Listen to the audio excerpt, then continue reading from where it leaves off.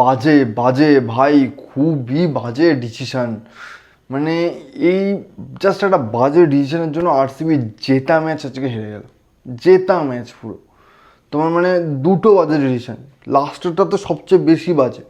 এক নম্বর ফার্স্ট যেটা, ভাই রেণুকা সিং ঠাকুর মানে নতুন বলে যতটা ভালো বল করে, পুরনো বলে হয় না ভাই। রেণুকা সিংয়ের পুরনো বলে খুব একটা ভালো বল করতে পারে না। সেখানে তুমি রেণুকা সিংকে লাস্ট ওভার কেন? সেখানে কিমগ্রাতের মতো তোমার কাছে বল আছে। এরপরেও যেখানে লাস্ট ওভারে 18 রান বাকি ছিল, সেখানে টেনে টুনে কষ্ট করে তোমার মানে 17 রান দিয়ে মানে ডাব্লিউপিএল হিস্ট্রি ফার্স্ট একটা সুপার ওভার অব্দি এলো।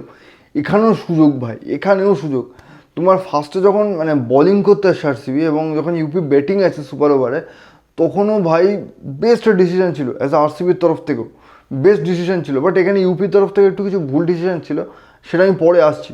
বাট আরসিবির একটা বেস্ট ডিসিশন ছিল, কিমগ্রাতের মতো বলার তোমার আসুক। না এখানে আরসিবির কাছে কটা বোলিং অপশন ছিল আমি বলছি। এক হলো এলিসা পেরি বল করতে পারতো, কারণ দেখো এলিসা পেরি আজকে বল করেছে এবং ভালো বল করেছে, এবং Alyssa Perry experience player. So Alyssa Perry মানে দেখো স্লোয়ার ফেলা বলো বা এইগুলো পারে। সো এলিসা পেরি এটা মানে বেটার অপশন ছিল। এখানে কিমগ্রাও তো খুব ভালো একটা অপশন ছিল যেটা আরসিবি ইউজ করেছে। আর ওদিকে যদি স্পিনের মধ্যে ট্রাই করা যেত সেটা হলো স্নেহারানা। স্নেহারানা আজকে আরসিবির জন্য ফার্স্ট ম্যাচ খেলো এবং ফার্স্ট ম্যাচে দুর্দান্ত খেলেছে। স্পিনারে ওই ট্রাই করা যেত যদি স্পিনার নিয়ে আরসিবি ভাবতো দেন। নাহলে যে ডিসিশনটা বোলিংয়ে নিয়েছে খুব ভালো। বাট তারপরে কি ভাই, কি মানে সুপার ওভারের মতো জায়গায় 6 বলে 9 রান করা যায় না। দেখো আমিও জানি আরসিবি ওমেন্সরা তোমার বিগত আগের সিজন থেকে ভালো খেলছে, এখনও ভালো খেলছে, চ্যাম্পিয়ন টিম। বাট মানে দেখো তুমি খেলেছো, হেরে গেছো, আগের ম্যাচটা এটা হয়েছে ঠিক আছে। বাট মানে জেতা ম্যাচ তুমি তোমার ভুল ডিসিশনের জন্য তুমি যদি হেরে যাও, সেটা সেটা খারাপ লাগে ভাই। মানে যেখানে দেখো সব পুরো 9 রান বাকি, মানে 9 রান করতে হবে আর কি 6 বলে, খুবই ইজি ব্যাপার। যেখানে তোমার আজকে প্লেয়ার রান করেছে 90 রান করেছে, তোমার প্লেয়ার আছে মানে অ্যালিস পেরির মতো প্লেয়ার 90 রান করেছে, প্লাস রিচা ঘোষ আছে যে হলো হার্ড হিটার, ঠিক আছে। এবারে একটা জিনিস ভাবো, ব্যাটিংয়ে যদি ফার্স্টে তোমার অ্যালিসা পেরি নামতো, কারণ অ্যালিসা পেরি তোমার সুপার ওভারে যেহেতু বল করেনি, সেহেতু অ্যালিসা পেরি তোমার বলতে পারো মানে মানে টায়ার্ড নয়, ঠিক আছে ওইভাবে। সো অ্যালিসা পেরি আজকে তোমার ভালো খেলেছে, আজকে তোমার মানে ছন্দে আছে। সো অ্যালিসা পেরিকে তুমি স্ট্রাইকে দাও, নন স্ট্রাইকে রিচা ঘোষকে রাখো, কারণ রিচা ঘোষ সবে কিপিং করে এসছে। সো একটুকুনি তাকে একটু স্পেস দাও, একটু টাইম দাও তাকে। সো তাকে তোমার নন স্ট্রাইকে রাখো। আর ওদিকে 3 নম্বর প্লেয়ারের জন্য তুমি রেডে রাখো কানিকা ওয়াজাকে। ব্যাস সেট, আর কিচ্ছু বাকি নেই ভাই। পুরো মানে বানানো 9 রানের জন্য 3টে প্লেয়ার ইনাফ। সেখানে জানি না ভাই ডিসিশনটা কার ছিল, মানে ম্যানেজমেন্টের না ক্যাপ্টেনের না কোচের না ভাইস ক্যাপ্টেন, মানে আই ডোন্ট নো ভাই ডিসিশনটা কার ছিল। এত ফালতু ডিসিশন, একটা সুপার ওভারের মতো জায়গায় তুমি এই ডিসিশন নিচ্ছ যে তোমার তোমার মানে এখানে যেটা কমেন্ট্রিতে যেটা বললো ম্যাচে, সেটা হলো আরসিবি তোমার স্মৃতি মান্ধানা রিচা ঘোষকে কেন নামাচ্ছে লেফট রাইট কম্বিনেশন। মানে তুমি সুপার ওভারে এসে তুমি এই ভাবছো যে তুমি as a left right combination নামাবে সুপার ওভারে এসে? এটা এটা জাস্ট বোকামি, এটা বোকামি বলে এটাকে। তারপর তারপর দেখো স্মৃতি মান্ধানা অবভিয়াসলি ভালো প্লেয়ার। স্মৃতি মান্ধানা তোমার এখানে তোমার নামার কোনো প্রশ্ন ওঠে না, কারণ সে হার্ড হিটার না। 6টা বল আছে, ব্যাস তোমার রেজাল্ট ডিসাইড হবে। 6টা বলে তোমার রেজাল্ট ডিসাইড হবে।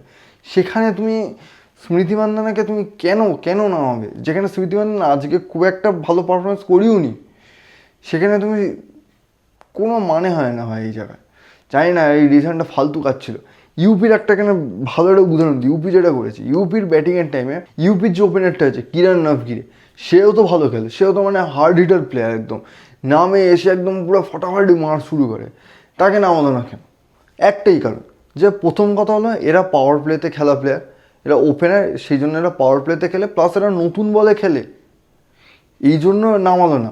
প্লাস হ্যাঁ বলতে পারো নভগিরের যেহেতু তোমার এক্সপিরিয়েন্স কম, নতুন প্লেয়ার, সেই জন্য তুমি বলতে পারো। বাট মেন দেখো সেখানে তোমার ইউপি এই জায়গাটা ভালো একটা সুন্দর করেছে। এখানে ইউপিরও সুপার ওভারের ব্যাটিংয়ে একটা ভুল ছিল, নাহলে ইউপির আরও রান উঠতো। ইউপির ব্যাটিংয়ের টাইমে যেখানে সফি একেলস্টন তোমার ব্যাট করে এসছে সবে, ঠিক আছে, যে প্লেয়ারের হাত সেট, হাত গরম যে প্লেয়ারের, সেই প্লেয়ারকে তুমি 1 উইকেট পড়ার পরে নাও, তুমি সেখানে কিনা ওপেনিং করাচ্ছ হেনরিকে আর ওদিকে তোমার গ্রেস হ্যারিসকে। তুমি একটা জিনিস সোজা দেখো, যেখানে তোমার প্লেয়ার সেট সেখানে তুমি তাকে নামিয়ে দাও, সে একটা থেকে দুটো হিট চালিয়ে দেবে, ঠিক আছে? তুমি সেখানে তাকে ওয়ান ডাউন নামাচ্ছ। দেখো হেনরি তো প্রথমত আজকে চলিনি, তার উপরে তোমার কিমগ্রাথের কাছেই হেনরি আউট হয়েছে। সো মানছি হেনরি হার্ড হিটার, আগের ম্যাচে দেখিয়ে দিয়েছে, বাট তোমার যেখানে যে প্লেয়ার তোমার সেট সেই প্লেয়ারকে তুমি নামাও তোমার স্ট্রাইকে, নন স্ট্রাইকে তোমার থাকলো হেনরি, আর ফার্স্ট ডাউনে তোমার নামলো দিকে তোমার গ্রেস হ্যারিস। ব্যাস, তোমার আরও বেশি রান উঠতো তোমার ইউপি। ইউপি এই জায়গাটা বোকামি করেছে, কিন্তু বলিংয়ে ভাই ঠিক খেলে দিয়েছে তোমার। স্পিন একদম মানে, আর স্পিনে তো ভাই রিচা ঘোষ ফার্স্ট বলটা আমি জানি না রিচা ঘোষ তোমার রেডি ছিল না নাকি কিপিং করে এসছে বলে টায়ার্ড ছিল না কি আমি জানি না, হলো ফট করে দেখে মনে হয় রেডি ছিল না, ঠিক আছে? মানে রিচা ঘোষ আসলো বলটাকে ফট করে মানে কী খেলবে ভেবেচাকা খেয়ে জাস্ট দাঁড় করিয়ে দিল বলটাকে। তো তারপরে তো তোমার তারপরে মানে একটা বল উঠছে না, না উঠে যাই না ভাই, একটা বল মানে ঠিকঠাক কানেক্ট হচ্ছে না। তো একটা বলও তোমার তুলে মারতে পারলো না একটা, মানে তারপরে তো তোমার দুটো এক্সট্রা দিয়েছিল কিমগ্রাথ। সুপার ওভারের ওয়াইড ভাই গায়ে লাগে, সুপার ওভারের ওয়াইড গায়ে লাগে।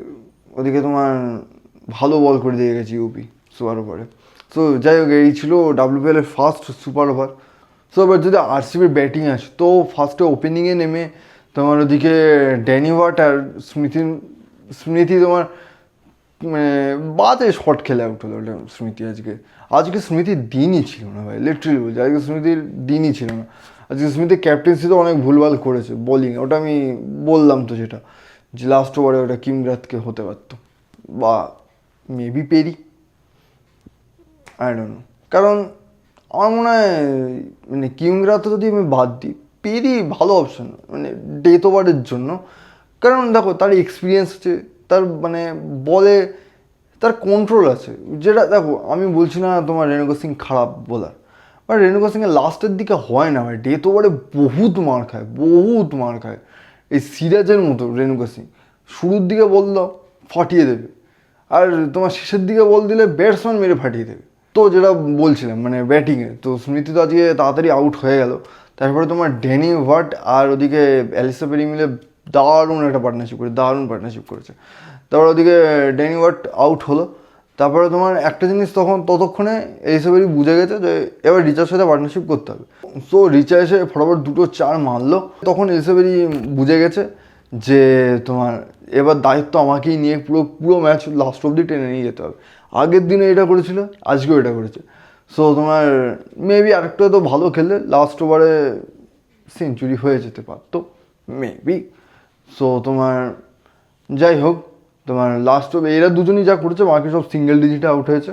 আর এই নিয়ে এলিসা পেরি আগের দিনও রান করলো 84, সেখানেও আরসিবি হেরে গেল। আজকে 90 করলো, এখানেও আরসিবি হেরে গেল। আর ওদিকে যদি ইউপির বোলিংয়ে আসি, সো ইউপির বোলিংয়ে তোমার ওদিকে হেনরি, তোমার ম্যাকগ্রাথ আর দীপ্তি শর্মা, এরা সবাই মিলে একটা করে সবাই একটা করে 3টে উইকেট টোটাল পেয়েছে। আর এরপরে ইউপি যখন ব্যাটিংয়ে নামলো, ইউপি যেন এই মাইন্ডসেটেই নেমেছিল যে আমি ম্যাচ জিতবো, বাংলা কথা আমি ম্যাচ জিতবো। সো মানে এরকম মাইন্ডসেট সবার ছিল, আসবো চালাবো। আর একটা জিনিস বলতে হবে, এখানে আরসিবি আজকে ফিল্ডিংও খুব বেকার হয়েছে, খুবই বাজে ফিল্ডিং হয়েছে। তোমার কত চার্জে ফিল্ডিংয়ের জন্য বেরিয়েছে, এই মিসফিল্ডে বহুত রান লিক হয়ে গেছে, ঠিক আছে? সো এখানে মানে ইউপির ব্যাটিংয়ে ওইভাবে কেউ মানে বড় স্কোর করিনি, বা ওইভাবে কেউ একার ওপরে ছিল না, দায়িত্ব লাস্টে ছিল সফি এক্সেলস্টনের উপরে। তাছাড়া ওইভাবে কারোর উপরে পুরো দায়িত্ব ছিল না, সবাই এসছে চালিয়েছে, রান করেছে, বেরিয়ে গেছে এইভাবে।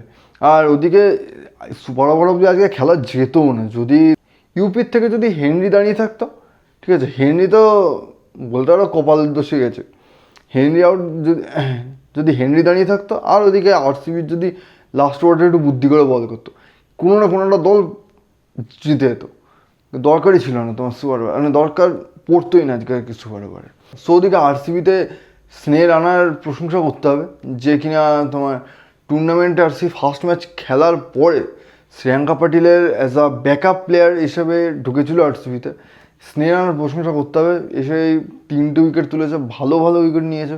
ওদিকে এতদিন মানে চোটের জন্য যদ্দূর আমি যেটা জানি চোটের জন্য প্রবলেমের জন্য বল করছিল না, বাট অ্যালিসা পেরি আজকে 2 ওভার বল করেছে, ইম্প্যাক্টফুল ওভার করেছে দুটো ওভার। আর তো ওদিকে কিম গ্রাথ আর রেণুকা সিং এরা মিলে মানে এরা দুটো করে 4টে উইকেট নিয়েছে। আর ওদিকে সফি ওয়ার্ডন তো উইকেট তো পায়নি, বাট ভালো বল করেছে।